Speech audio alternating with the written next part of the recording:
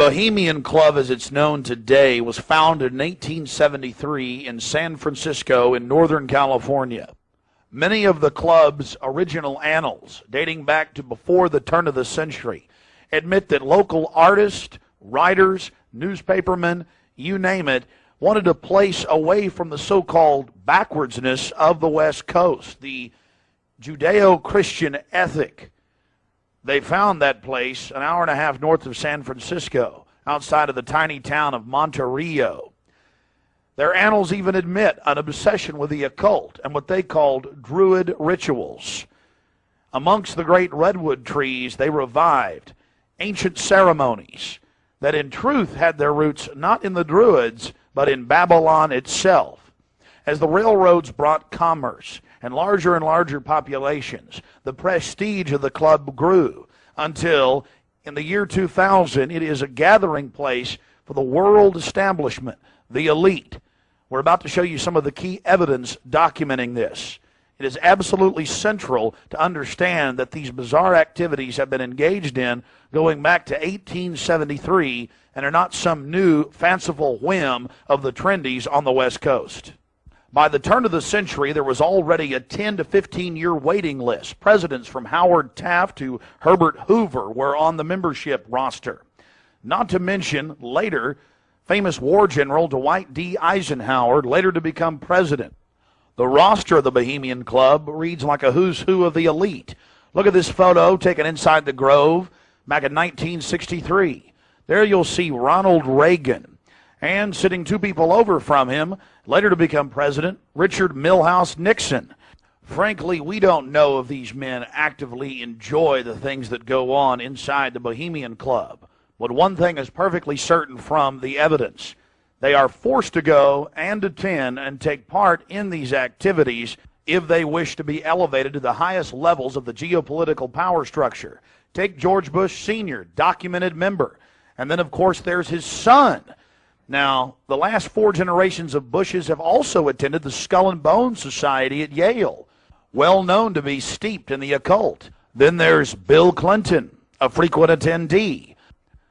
Upon closer inspection, the entire federal government at the highest levels is infested with Bohemian Club members.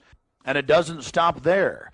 America's private run-for-profit Federal Reserve Bank, from its very inception in 1913, has been run by prominent members of the Bohemian Club. Central Bank Chairman Alan Greenspan was seen leaving the Bohemian Grove only 1 month before he was appointed chairman of the Federal Reserve. He had to be a made man to be a member of the most powerful cabal on the planet. Historical records are clear from major universities. The Manhattan Project was planned and instituted and run from the Bohemian Club. All of this going on in an atmosphere of bizarre revelry. You're looking at an illustration from a November 1989 issue of Spy magazine. Spy goes undercover with Henry Kissinger, Merv Griffin, and William F. Buckley Jr. The story was clearly a shill, meant to misdirect the intensifying media coverage that the Grove was getting in the late 1980s. The writer's spin is obvious. They're just masters of the universe, big frat boys blowing off steam. We'll get back to this article later. Because you can clearly see that the mantra in the spin story has been picked up as a front by all the local media. Sure, they're elitist. Sure, they have some bizarre rituals. But what's the big deal? They're just having fun.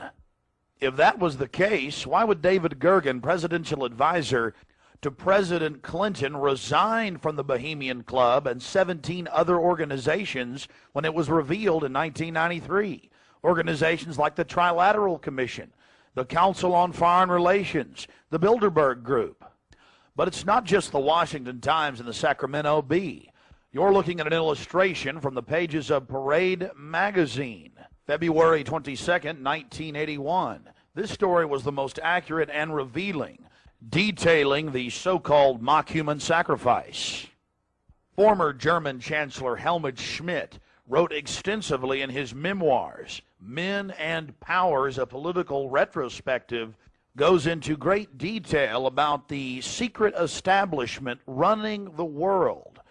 The Trilateral Commission, the CFR, the Bilderberg Group, and of course, ladies and gentlemen, the Bohemian Grove, a place that he often talked about being a wonderful hideaway, a place to spend time with Nelson and David Rockefeller, and to talk about world government and steering societies. On page 225 of Men in Powers, he talks about it being one of the most astounding places he had ever visited in the United States, and how that feeling intensified over the years with subsequent visits. The book goes on for page after page discussing the corporate, private, governmental infrastructure of world government. Going back to the Spy magazine spin piece, they have lots of rosy illustrations of drunken establishment types dancing around having fun with the rituals going on in the background. They even admit that they wear bizarre Ku Klux Klan-style robes. And there's even a photo released by the Grove of the ritual being engaged in. They talk about the incredible security surrounding the Grove. And they even admit that a corpse, a sacrifice, is borne across the lake. But it's all in good fun. We did massive research on the occult. And one of the libraries we visited was that of Professor Tex Mars of Aeronautics. He also has written literally dozens of books on the occult. His library was very revealing about the obsession of elitists throughout history with the occult. Front group after front group to conceal and really subvert. But behind all of these groups, there is a small cadre or elite, a core. And what you have done, I think, with the Bohemian Grove is you have exposed one of the premier organizations of the whole New World Order arrangement, you might say. Of course, we can go back in history, all the way back to ancient Egypt, Babylon, or Greece, Rome. And I think you're going to see sort of the roots of the Bohemian Grove, but particularly in the Illuminati era, originating during the French Revolutionary days. You know, there we had the actual order of the Illuminati, with Adam Weishaupt and all of his evil philosophers, let's just call them, Voltaire and the others. And that has come up all the way to today. Hitler, of course, was a Bohemian. I think it's more Babylon mystery religion. All of the elements are there. Of course, even the owl is a symbol of ancient mystery Babylon. The owl was worshipped by the ancient Egyptians and by the Babylonians. And it's interesting to me that many of the members of the Bohemian Grove have in their homes, as I understand it, small figurines of owls. And I believe they actually worship those owls as a symbol of the deity, the great goddess of Babylon. And of course, here again we have the counterfeit of Christ's sacrifice on the cross. I think all of those things, there had to be, in my belief, an occultist, a deep occultist, who designed each of the elements of this ceremony. It wasn't just a bunch of guys sit together at a bar and said, hey, let's have a good time, the cremation of care, and why don't we do this or that. I believe it was purposely designed, each element in its turn, for what they did. No doubt about it.